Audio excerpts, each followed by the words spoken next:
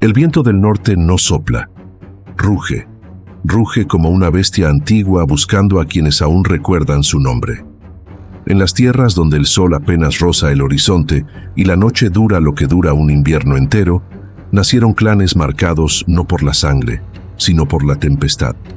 Hombres y mujeres forjados en hielo, levantados por la tormenta, endurecidos por la escarcha que devora cosechas y apaga el aliento de los débiles. Dicen los Skalds que todo comenzó antes de que existieran los reinos, cuando el mundo era solo un susurro entre los dioses. Cuando el hielo infinito, Ísheimer, chocó contra el abismo del trueno, Thrumheimer, dando origen a un linaje que ningún mortal podría comprender del todo. Eran los hijos del hielo y del trueno, mitad mito, mitad memoria, mitad furia. Sus sagas todavía viven en las piedras, en los fiordos, en los huesos de los guerreros caídos. Y hoy, esa historia vuelve a abrirse como un portón colosal en medio de la nevada. Bienvenido. Estás a punto de adentrarte en un mundo donde los dioses caminan, donde los hombres desafían su destino y donde el frío puede salvar o condenar. Antes de que existiera un solo Har en Escandinavia, antes de que la primera runa fuese tallada en piedra, el norte era una extensión interminable de sombras blancas. Los antiguos la llamaban Fimbulvellir, la llanura eterna donde el invierno jamás tenía fin. Allí, en ese silencio que podía quebrar la cordura de un hombre común, nació la primera tribu que más tarde sería conocida como los Hijos del Hielo y del Trueno. Se cuenta que 3 generaciones antes de la primera migración hacia los fiordos, grupos dispersos de cazadores nómadas empezaron a notar un fenómeno extraño. Durante las noches más frías, cuando el cielo se teñía de azul profundo y la aurora danzaba como un fuego líquido, ecos de un trueno sin origen sacudían el hielo subterráneo. Ningún rayo caía, ningún relámpago cruzaba el cielo, y aún así, el trueno estaba allí. Los ancianos decían que era la voz de Thor. Otros afirmaban que era el choque de gigantes helados debajo de las montañas. Pero había una historia más antigua, una que solo conocían los Skaldirmen, los guardianes de la memoria. El trueno anunciaba el despertar de una estirpe elegida. Los recién nacidos que abrían los ojos bajo ese estruendo mostraban rasgos inusuales, piel más resistente al frío, reflejos casi instintivos para la caza, una ferocidad contenida, una mirada capaz de atravesar la oscuridad. A esos niños se les marcaba con una runa especial, Istrum, la unión del hielo y del trueno. Y así empezó el mito. El primer líder que unificó a estas familias dispersas fue Jarl Hulvisson, un cazador legendario que sobrevivió 14 inviernos solo, alimentándose de lobos y de nieve derretida sobre piedras calientes.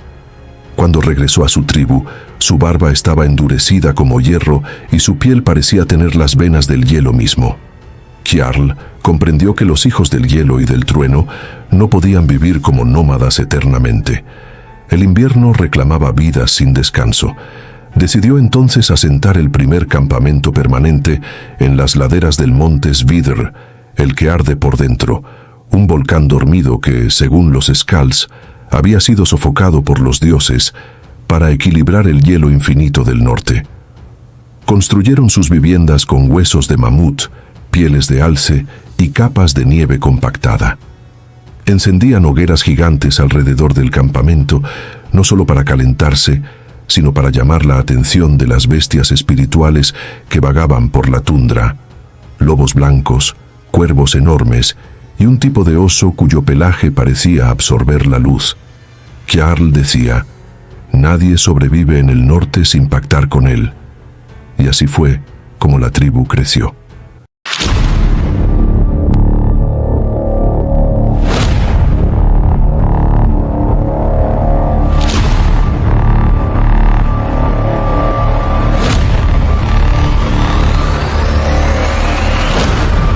Un invierno particularmente cruel, uno donde el sol no apareció durante 47 días, el clan escuchó un trueno distinto. No venía del cielo ni del hielo, Venía de la montaña. Era un tambor primitivo, profundo, capaz de hacer temblar hasta la médula. Los exploradores, liderados por Yrsa, la cazadora del alba, descubrieron la causa. Un gigante de hielo, Trimbraut, despertaba después de un sueño de siglos.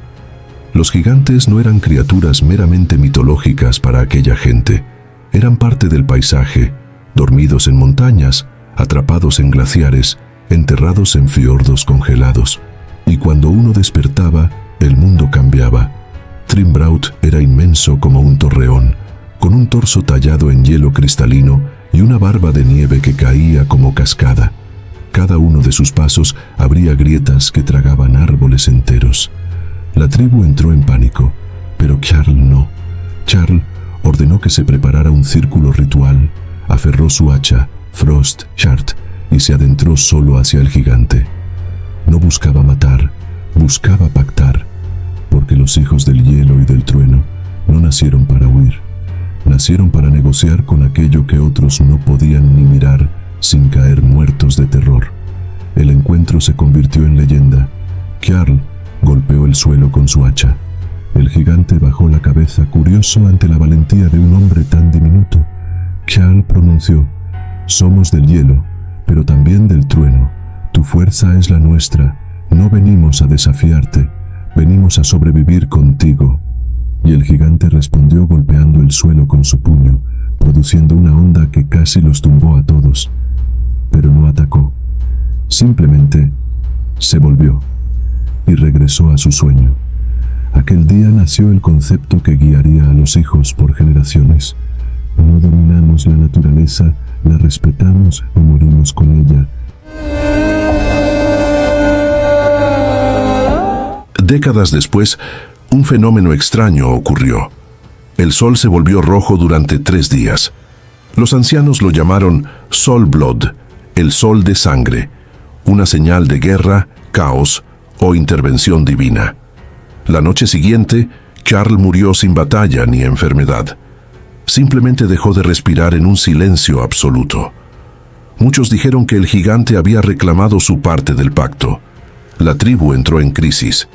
Los hijos de Jarl, Hrolf el firme y Sigrid la indómita, se enfrentaron por el liderazgo. Él quería proteger el legado, ella llevarlo más allá de las llanuras de hielo. Fue Sigrid quien ganó, no por fuerza sino por visión. Guió a su gente hacia los primeros fiordos, donde la pesca era abundante y la tierra, aunque fría, permitía cultivar ciertos granos. Pero traía algo más: sueños recurrentes con un martillo eléctrico desgarrando montañas y un cuervo de 3 ojos gritando su nombre. Sigrid sabía que los dioses estaban observando y que el linaje de los hijos del hielo y del trueno estaba destinado a más que sobrevivir. Estaban destinados a conquistar. La muerte de Jarl no apagó el fuego de la tribu, lo avivó, porque en el norte, cuando un líder cae, no deja un vacío, deja un desafío. Sigrid era distinta desde niña. Mientras otros temblaban ante el invierno, ella lo observaba como quien mira un rostro conocido.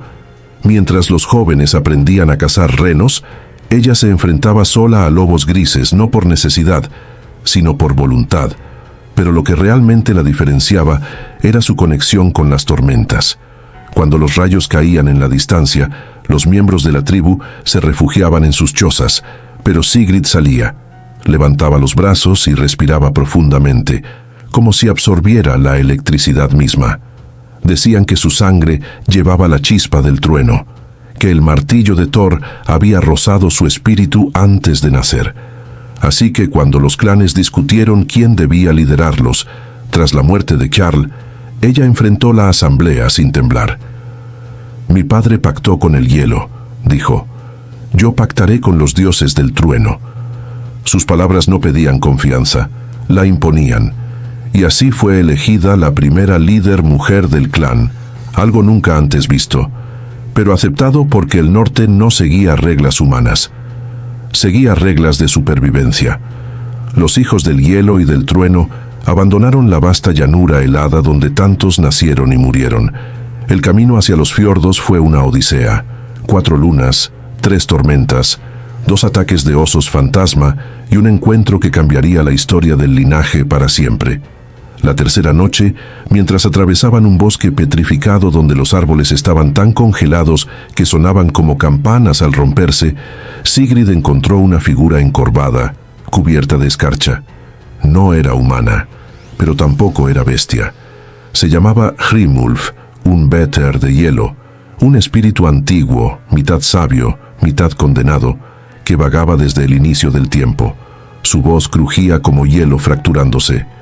Eres de las marcadas por la tormenta, pero aún no conoces tu destino, hija de la escarcha. Sigrid no retrocedió. Lo miró con la misma frialdad que al invierno. ¿Qué destino conoces tú que yo no pueda forjar? Hrimulf sonrió sin labios. Forjar, sí, pero incluso el acero necesita una runa que lo guíe.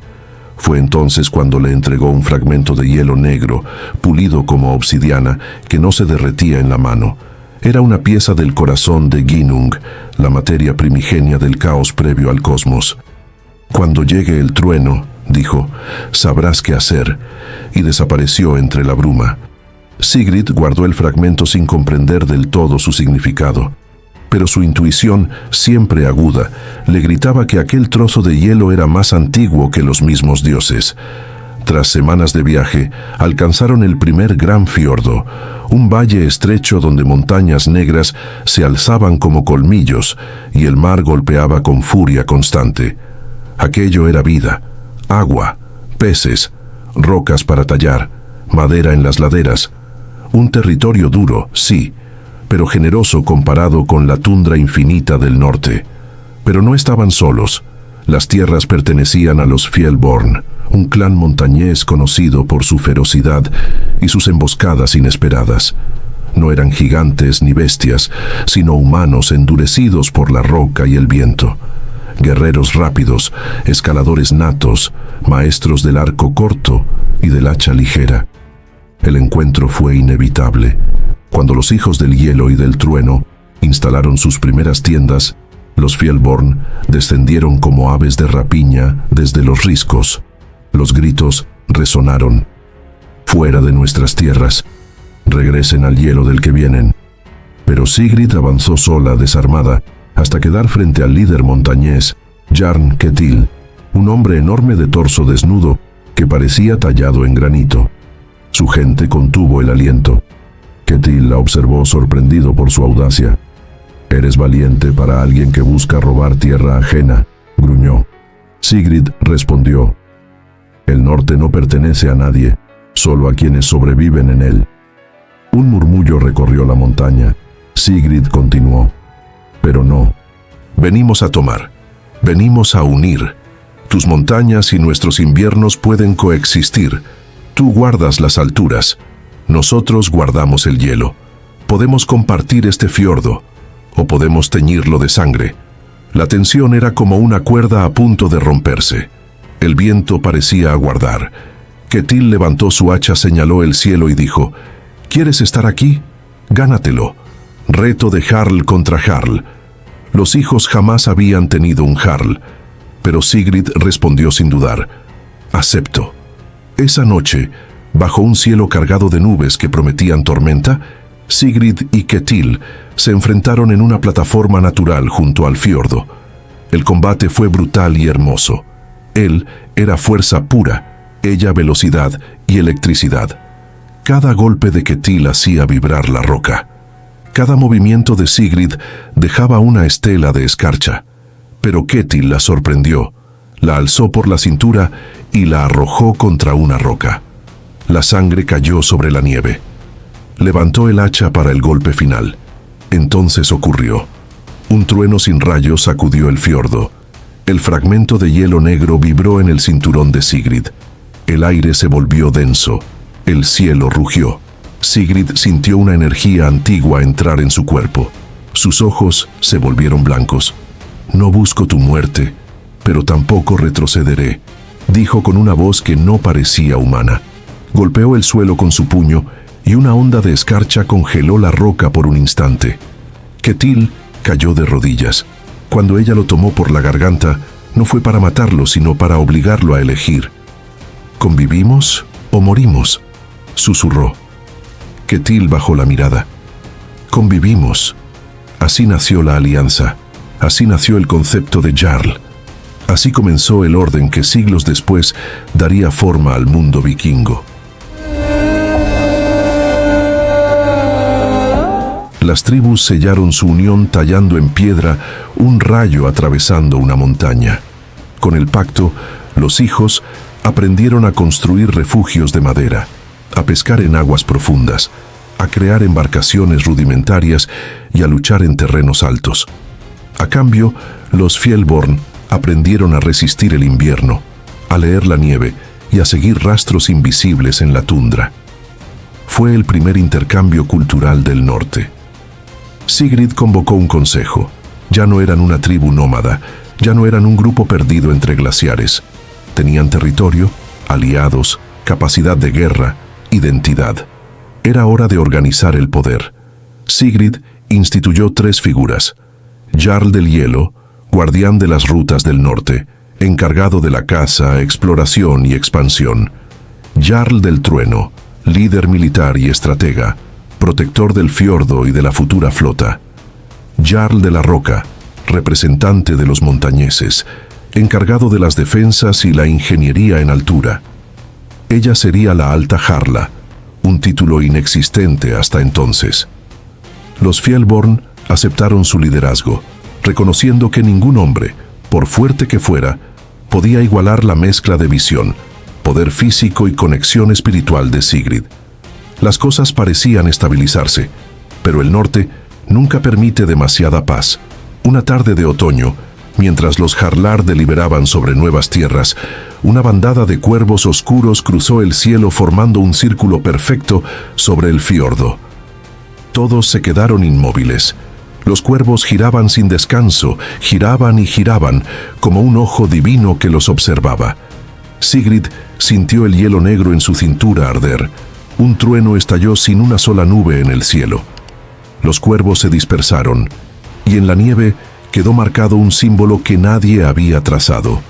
Una runa que combinaba el hielo, el trueno y algo más. Un destino que aún no comprendían. Fue entonces cuando Sigrid supo que su linaje no estaba destinado solo a sobrevivir, ni siquiera a conquistar. Su linaje tenía un propósito que trascendía a los dioses que adoraban, un propósito que recién comenzaba a manifestarse. Cuando Sigrid asumió el mando, el fiordo aún olía a madera húmeda y sangre reciente. Los hijos del hielo y del trueno no eran un pueblo, sino supervivientes dispersos, intentando entender qué era asentarse. Bajo su liderazgo, esa mezcla caótica empezó a sentirse como algo más grande, y la alianza con los guerreros de la montaña aceleró el cambio. Los Fjelborn, acostumbrados a vivir entre riscos afilados, reconocieron en ella una fuerza que superaba a la de cualquier hombre. Entre ambos clanes nació una convivencia improbable, la unión de 2 mundos que jamás debieron encontrarse, pero que funcionaba porque el norte no permitía otra cosa. La primera noche tras el combate contra Ketil, Sigrid se alejó sola. Bajo la luna azul, el fragmento de hielo negro vibró como un corazón ajeno. Se le revelaron visiones: una montaña atravesada por un relámpago, un mar devorando un barco, un niño nacido en una tormenta que parecía partir el cielo. Luego escuchó la voz del espíritu Hrimulf. Esto es solo el principio. El hielo despierta, el trueno espera. Al amanecer, los cazadores hallaron huellas enormes cerca del bosque petrificado. El hielo estaba destrozado por algo demasiado grande para ser conocido. Cuando un bramido estremeció las piedras del fiordo, el miedo se volvió real. Sigrid entendió que aquello no era animal alguno, sino un vigilante de hielo. Una criatura antigua que dormía donde la escarcha era más vieja que el mundo. 3 días de inquietud siguieron. Ni cuervos en los árboles, ni viento constante, ni descanso. Las aguas tenían un brillo extraño. Sigrid convocó a sus Jarlar y les advirtió que no se prepararan para matar, sino para hablar. Lo que viene no puede morir, dijo, pero puede escuchar. Esa noche, el vigilante apareció. Tan alto como una torre, formado por capas de hielo y roca, con ojos que parecían contener siglos. Cada paso abría grietas en la tierra. Los guerreros tensaron sus armas, pero Sigrid los detuvo. Avanzó sola. El fragmento oscuro ardió en su cintura como si respondiera a la presencia de la criatura. Un sonido profundo resonó en sus mentes. No era lenguaje, era intención. El gigante señalaba el norte, un horizonte cubierto por una neblina rojiza. Sigrid comprendió que no venía a destruir sino a advertir. Algo más antiguo que los dioses se movía allí. El vigilante bramó por última vez y se deshizo entre sombras frías. Antes de amanecer, Sigrid reunió a su gente. Les dijo que aquello no era un enemigo, sino un presagio, que el clan debía transformarse en un pueblo, aprender a construir, luchar, pensar como uno solo. El peligro venía del norte y no podían enfrentarlo como nómadas. El invierno en el fiordo se convirtió en su forja. Levantaron refugios resistentes, aprendieron a almacenar pescado, trazaron runas para marcar territorio. Los Fjelborn enseñaron combate en altura, los hijos del hielo, la lectura secreta del clima. Sigrid entrenaba en silencio cada noche y la lanza que empuñaba reaccionaba al fragmento oscuro como si compartiera su pulso. No era un simple objeto, era llave y herencia. Poco antes del deshielo, un trueno estalló en el cielo despejado. Los cuervos volaron al unísono. El fragmento de hielo negro ardió como fuego helado. Sigrid entendió que su destino, y el del clan entero, apenas comenzaba. El hielo conserva, el trueno despierta, y mientras existan quienes recuerden estas sagas, ningún linaje muere.